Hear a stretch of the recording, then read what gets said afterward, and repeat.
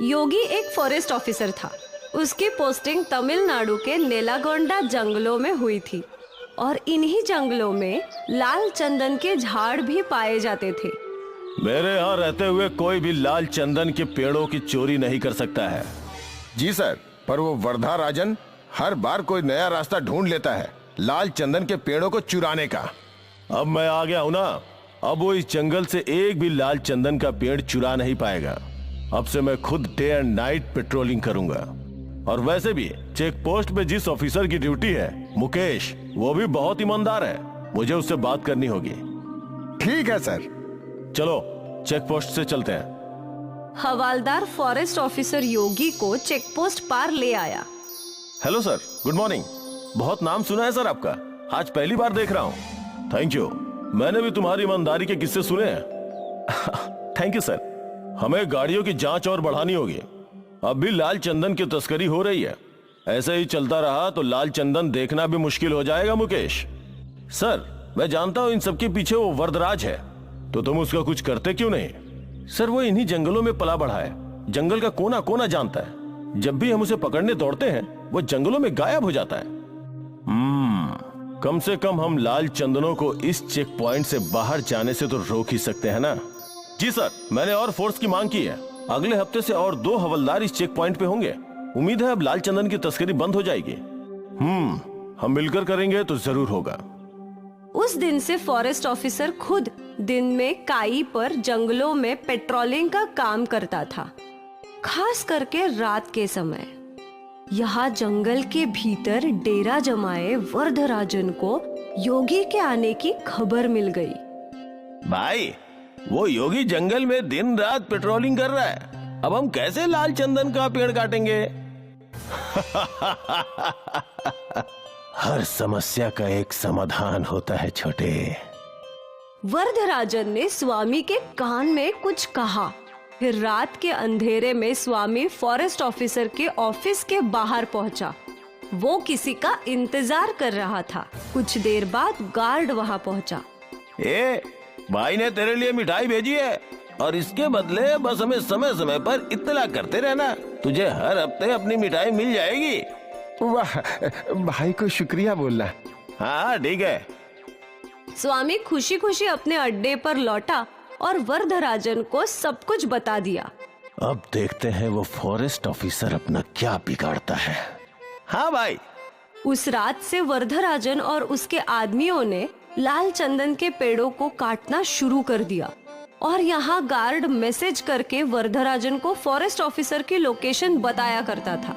जिस समय forest officer दक्षिण की दिशा में जाता तो वरदराजन के आदमी उत्तर की दिशा में लाल चंदन के पेड़ काट रहे थे, और जिस समय योगी उत्तर की दिशा में पेट्रोलिंग करता वो दक्षिण की दिशा में पेड़ काटने लगे। ये सिलसिला कई दिनों तक चलता रहा। एक दिन की बात है, उत्तर की दिशा से वरदराजन के लड़के लाल चंदन का पेड़ काटकर निकल गए थे। फिर जब योगी वहां पहुंचा तो उसका ध्यान उस ताजे कटे हुए पेड़ के तने पर गया। ऐसा लग रहा है कि ये पेड़ आज ही कटा है, पर मैं इतने देर से पेट्रोलिंग कर रहा हूँ तो कैसे कोई मेरे आंख के नीचे से ये लाल चंदन का पेड़ काट सकता है? जरूर कुछ गड़बड़ है। योगी ने कुछ नहीं कहा और जीप में बैठकर दक्षिण की दिशा में चलने लगा। जब वो यहाँ पहुंचा तो यहाँ भी उसने ताजे कटे हुए पेड़ों के तने दिखे। ये तना भी आज ही कटा हुआ है, मतलब अब भी वरदराजन लाल चंदन के पेड़ों की चोरी कर रहा है। मुझे ये सब जल्द ही रोकना होगा। गाड़ी चेक पोस्ट पर लो। योगी जीप में बैठ गया और गार्ड ने गाड़ी चेक पोस्ट की ओर ले ली। क्या हुआ सर, आप बहुत टेंशन में लग रहे हैं? मुझे तुमसे अकेले में बात करनी है। जी सर, आइए ना, अंदर बैठकर बात करते हैं। चेक पोस्ट की छोटी चौकी में बस फॉरेस्ट ऑफिसर योगी और इंस्पेक्टर मुकेश थे। बोलिए सर, यहाँ हमारी बातें कोई नहीं सुन सकता। मुकेश, अब भी जंगल में लाल चंदन के पेड़ कट रहे हैं। क्या यहाँ से कोई बड़ी गाड़ी गुजरी है? नहीं सर, अभी तक तो नहीं, पर कल ये ट्रक आएंगे जंगल में रोड बनाने के लिए रेत लेकर। फिर जरूर लाल चंदन उसी में जाएगा।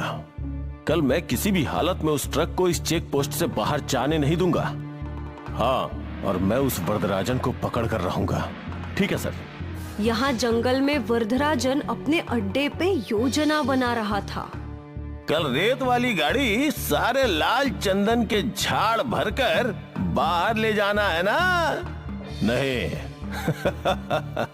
अब तक तो उस फॉरेस्ट ऑफिसर को सब कुछ पता चल गया होगा। वो कल चेक पोस्ट पर हम सबका इंतजार करेगा। तो अब हम क्या करेंगे? कैसे इन लाल चंदनों को इस जंगल से बाहर निकालेंगे भाई?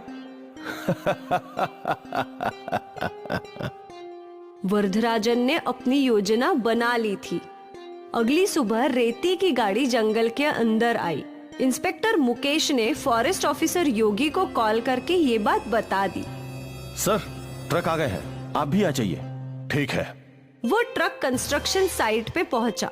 यहाँ ट्रक ने सारी रेत अनलोड की और फिर वरदराजन और उसके आदमियों ने उसमें एक लाल चंदन के पेड़ के तने को लोड कर दिया। यहाँ फॉरेस्ट ऑफिसर और गार्ड जीप में निकले, पर उनके रास्ते में कई और पेड़ गिरे हुए थे। सर, घूम के जाना होगा। ये सब उस वरदराजन ने ही किया होगा। जल्दी चलो, आज उसे पकड़ कर ही रहेंगे। वरदराजन वहाँ से निकल गया। अब जब फॉरेस्ट ऑफिसर योगी वहाँ पहुँचा तो ट्रक भी वहाँ से निकल चुका था। चेक पोस्ट के पास ले लो। योगी ने इंस्पेक्टर मुकेश को कॉल लगाया। मुकेश, वो लोग निकल चुके हैं, अब तुम्हें ही उन्हें रोकना होगा।